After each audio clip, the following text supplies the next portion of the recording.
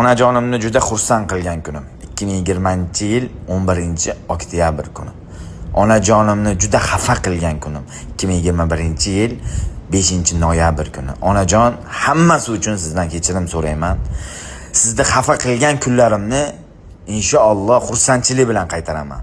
Men yaxshi o'g'il emasman, lekin siz eng yaxshi ona va otasiz. Bo'ldi ona, aytib qo'ying odamlarga. Tomarxamni payxon qilib yurmasinlar. Orzulardan bo'lak moli dunyoyim yo'q. Dunyo so'rab ostonamda turmasinlar. Aybim nima?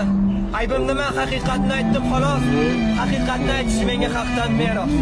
Nima bo'lgan bo'lsa barin menga ro'y-rost gapirtirib, so'ng og'zimni urmasinlar. Yig'lamang, onajon, o'g'li gapga yig'lasin. Dilim sotdim, vijdonimni sotganim yo'q. Sharob ichib ko'chalarda yotganim yo'q, barmoqlarim begis qilib kulmasinlar. Bu dunyoga mehmonman-ku, bilishsinlar.